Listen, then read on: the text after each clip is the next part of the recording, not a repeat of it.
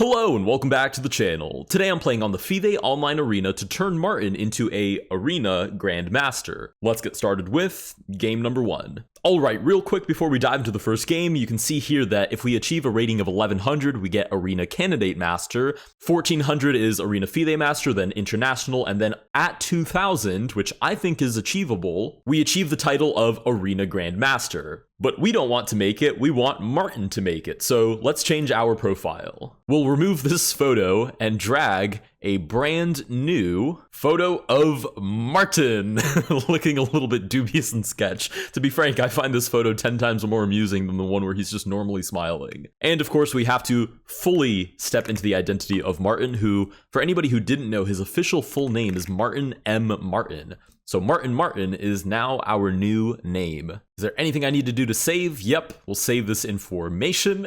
And now, if we go to our official profile page, there's Martin. He is online, Martin. All right, let's dive into a game. To be frank, I've never used this interface, so you guys will learn along with me. Lobby, I suppose, is where we need to be. ELO rated, 3 minutes, human, of course. Start game, and hopefully we get paired up with somebody. All right, we do in fact get paired. Also, I don't mind this piece set at all. I quite like it.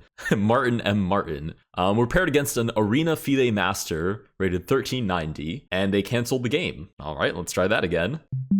Nobody wants to face the almighty Martin. Okay, now we get the black pieces again. This is the same person, I believe. This is a very unique piece set, but to be honest, I don't mind it at all. I find it it's like a cool combo of like clean, but also cute. We'll move the queen back and not let her be taken for free. I'm just going to develop my pieces as normal.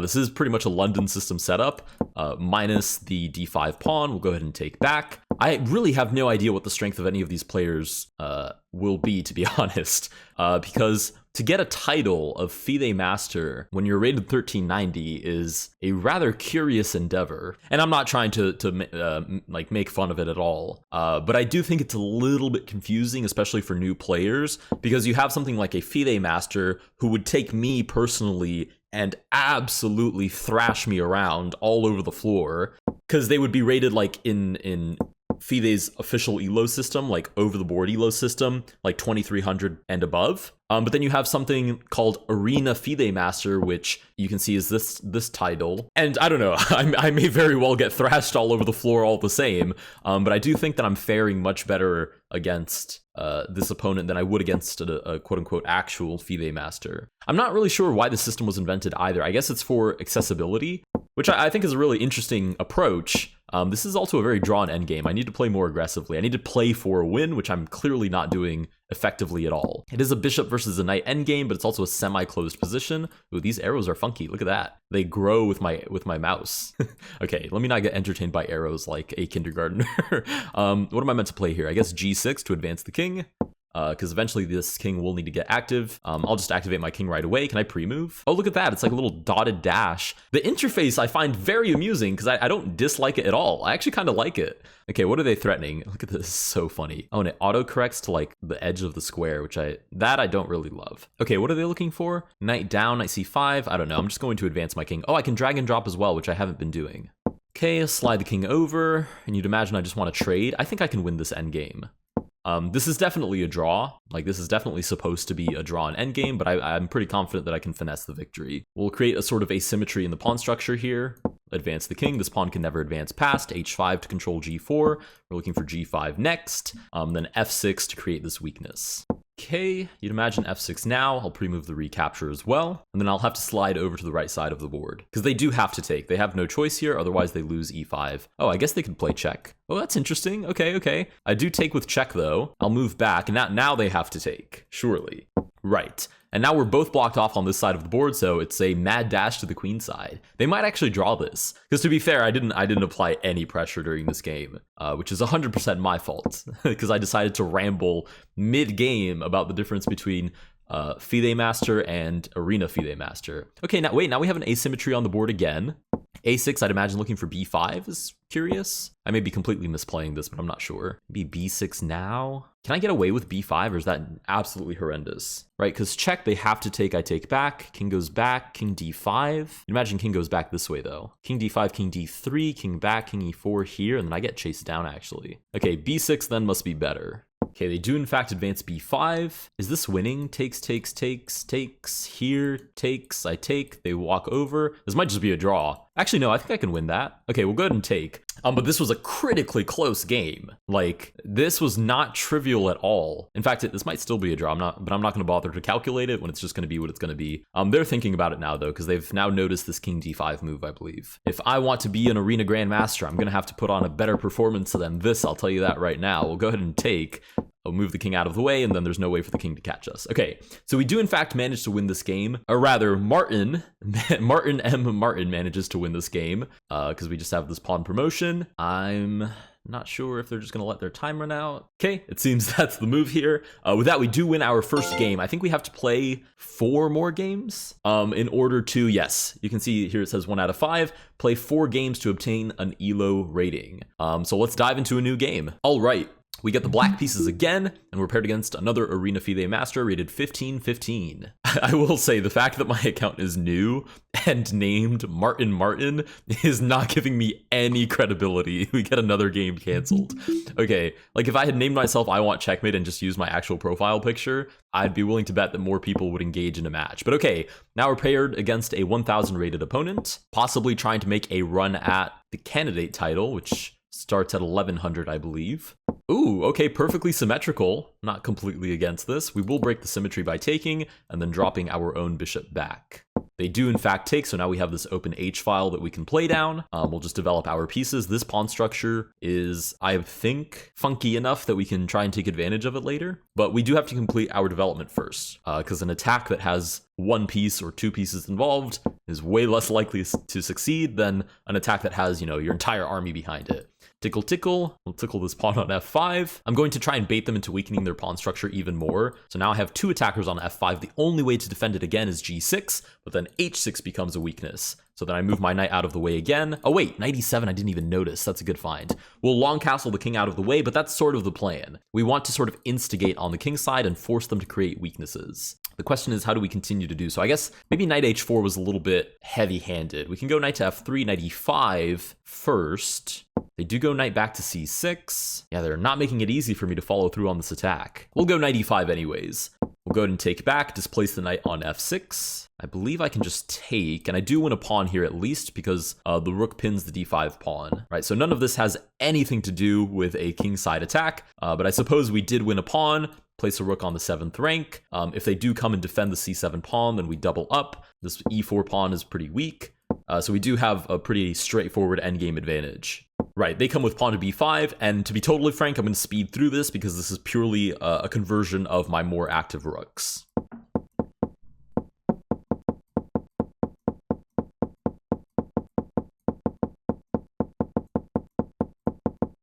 All right, with that, we do defeat the second opponent. We need 3 more games to get an actual rating. Let's move on to game number 3. Wow, I love the fact that I have 2 of 5 visibly directly in front of my eyesight, and I'm still questioning what game we're on. Absolutely horrible counting skills.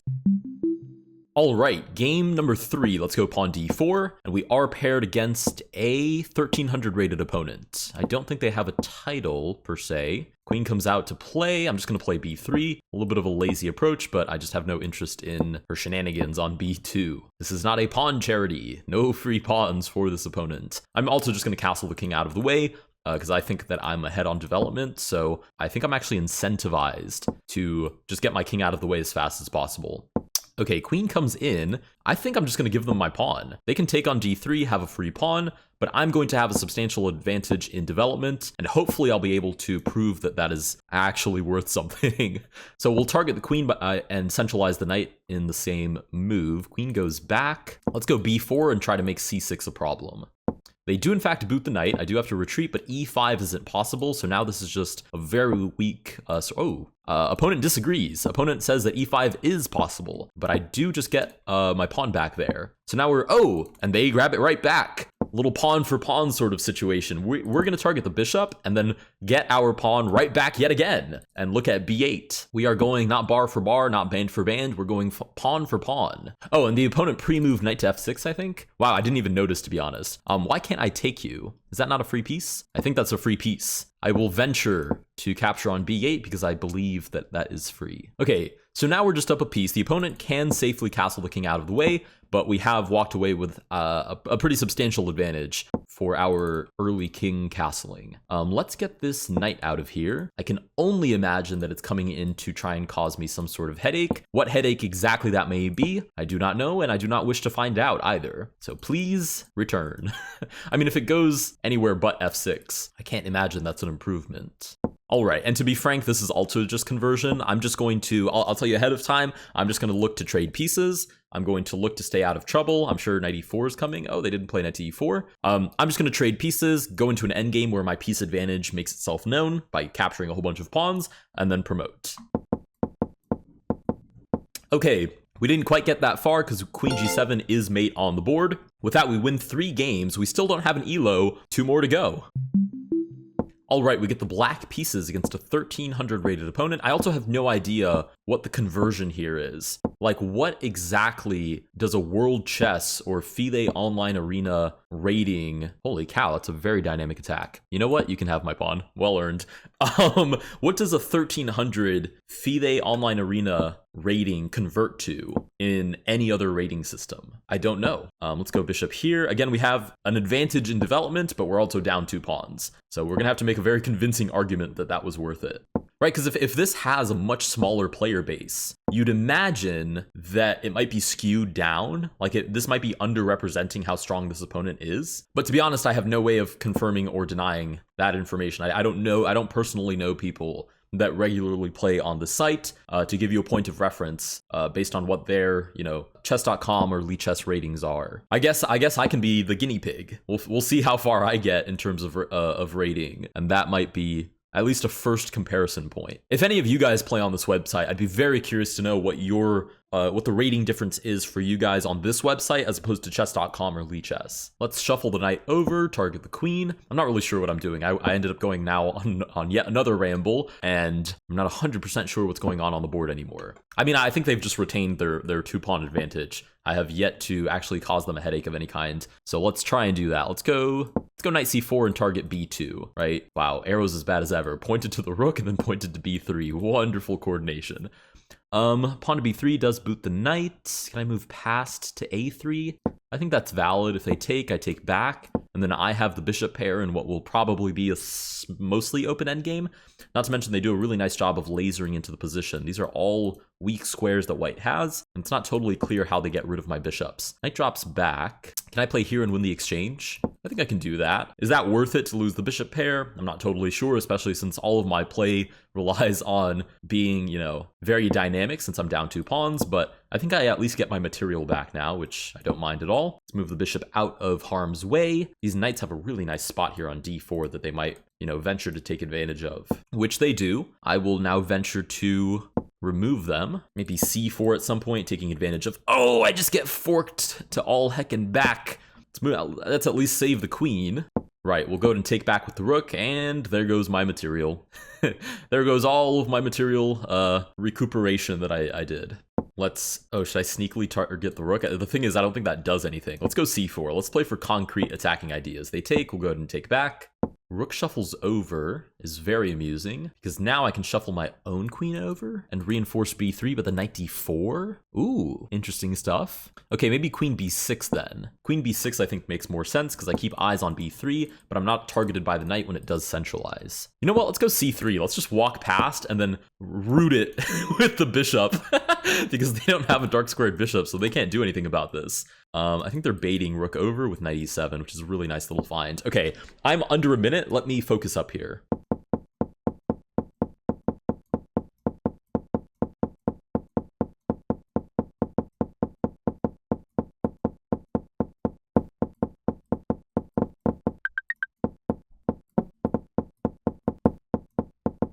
Okay, I managed to absolutely chief a draw there. That was not well earned at all. This 1300 is extremely strong and kicked my butt. I also fell for a lot of silly tactics that I probably shouldn't have fallen for, but I can't make too many excuses. That was a very well played game by the opponent. With that, we are on game 4 out of 5. Let's move on to the last game before we get our rating.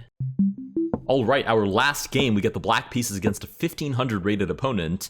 And if the way that 1300 just played is any indication of what we have ahead of us, this 1500 might absolutely wipe the floor with us.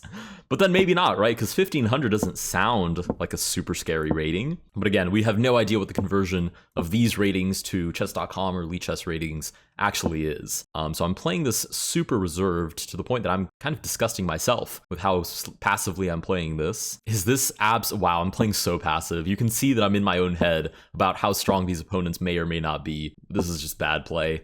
Okay, they do in fact castle the king. You know what? Let's play super dynamic and weird chess. We'll reroute the knight this way, and we are going to have a kingside attack. We're going to spawn it into existence, unless the opponent opens up the center, in which case I guess we'll just have a enormous number of trades suddenly on the board. Okay, they're going to want to trade off pieces. You can already tell they're lining up rook e1 and e4, which nothing much I can do about that. We'll just play knight to h7 and castle the king out of the way. Sure, knight g5. Wait, maybe we will have a kingside attack. We now have the semi-open file, but if they do play e4, oh, that is not e4. g4, moving right past. Now if they play e4, queen d4, right, I just take, and then I take here with check. Things are happening. Very interesting and amusing things are happening. King shuffles over. Ooh, does this even lead to anything for me? I have no idea. Knight h5, I just ignore the knight. Rah! I knew I should force a kingside attack into existence where there definitely was not one.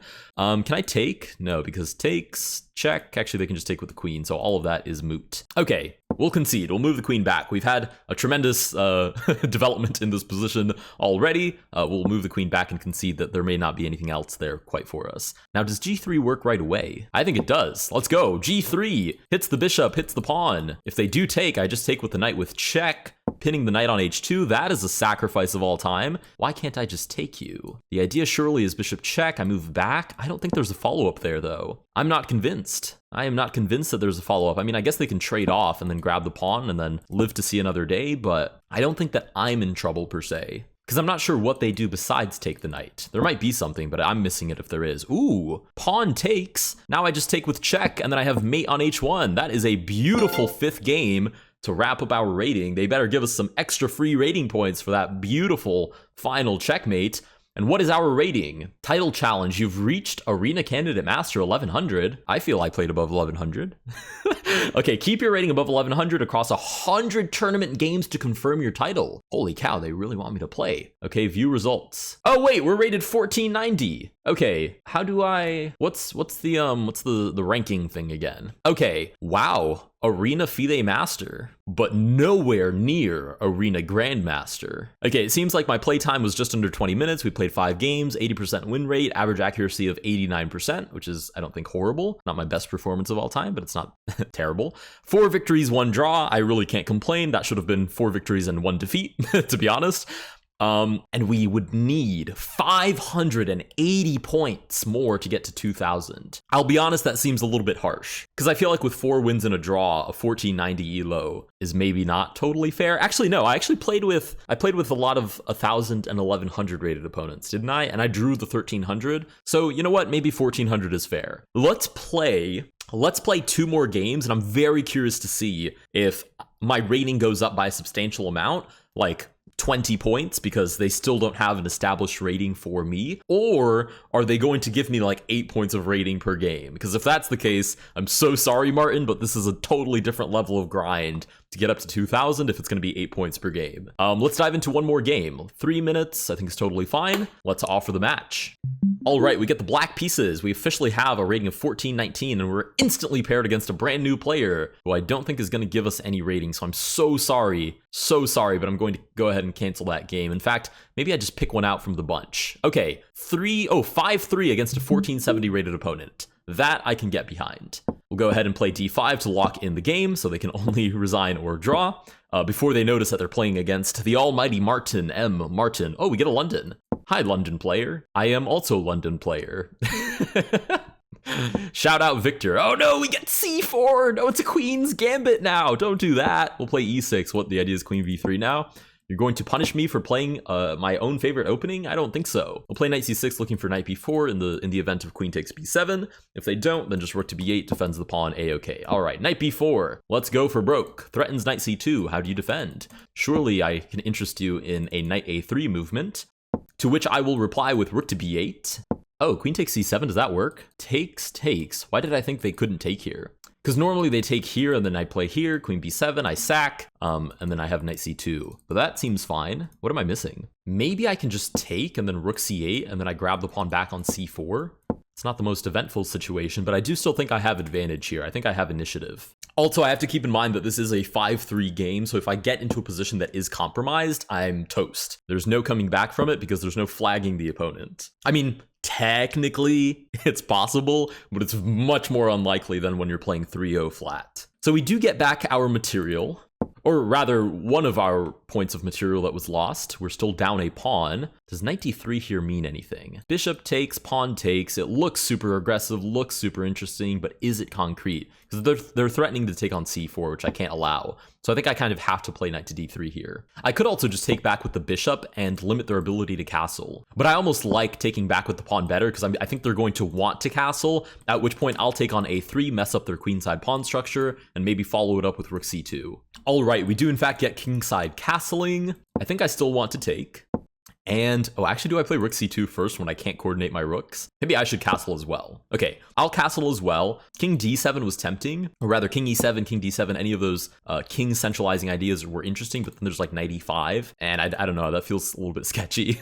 Rook shuffles over. I'm imagining they're coming down to hunt down my pawn. I'm going to play rook c2 because I think this pawn is toast. I don't think I realistically hold on to this pawn. I think what I'm meant to do is look for counterplay, right? And while they come hunting for my pawn, say I coordinate on f2, or I attack a2, or do something of that nature. Knight comes up to e5, which does put pressure on that d3 pawn. Can I actually play this? No, it takes, and then I just drop the pawn. So maybe knight e4. In the event of f3, what exactly do I have planned? Not much, I'll be honest. Knight c3? Okay, I think that works. This whole position of mine is held on by a thread, but I think it works. Oh no, they just take here and defend f2. That's a nice move. Okay, let's double up. I am going to need to get a diabolical amount of piece activity in order to justify being down 2 pawns at the moment. I am going to need nuke levels of piece activity to justify this. Let's go knight back to d6. We have eyes on d3. Maybe knight here hits a3 and the bishop. Not really sure. This whole thing is very questionable. Knight comes down to c5. Let's go knight c... I mean, they've already done the job of breaking up my rooks, so I might as well follow through as well, with knight c4 hitting the bishop, hitting the pawn on e3. I'm curious to see if they play e4, right? e4 hangs the bishop, but counterattacks my own bishop. If I do bite and take on a5, I do win back one of those pawns, but I also double my f-pawns in the process. They'd have this isolated pawn on d4 and the doubled pawns on a2 and a3 still, so maybe I have compensation, but this is a very, very technical game. Okay, they do in fact play pawn to e4.